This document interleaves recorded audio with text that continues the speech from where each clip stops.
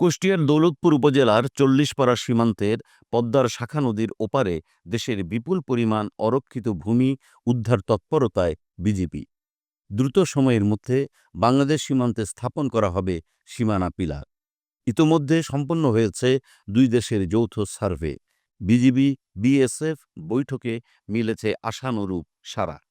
দৌলতপুরের চল্লিশপাড়া সীমান্তের ওপারে ভারতের মুর্শিদাবাদ পড়েছে জালাঙ্গি সীমান্তে। দীর্ঘদিন ধরেই সীমান্তের দুই দেশের বিস্তৃত এলাকা অরক্ষিত, নেই কোনো সীমানা পিলার। বাংলাদেশ অংশের আন্তর্জাতিক সীমানায় উঠছে সাদা পতাকা। অবশেষে চল্লিশপাড়া সীমান্ত এলাকায় অরক্ষিত ভূমি ফিরে পেতে যাচ্ছে বাংলাদেশ।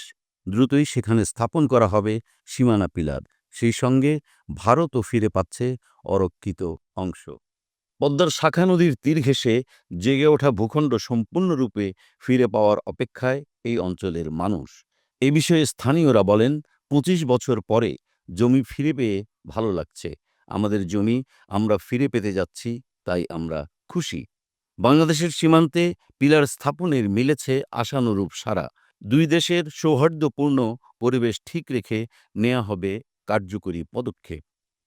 বিজিবির Kushtia sector commander colonel Maruful Abidin বলেন, যেহেতু নদীর গতিপথ পরিবর্তিত হয়েছে এবং নতুন চর জাগ্রত হয়েছে, তখন আমরা গত ফেব্রুয়ারি মাসে একটি জয়েন্ট সার্ভের মাধ্যমে আমাদের শূন্যরেখাটা পরিবর্তন করে মার্কিং করি।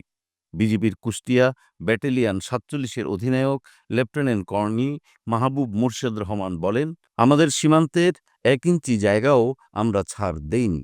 সেখানে আমাদের নিয়ন্ত্রণ আছে এবং কার্যক্রম পুরোপুরি চালু রেখেছি।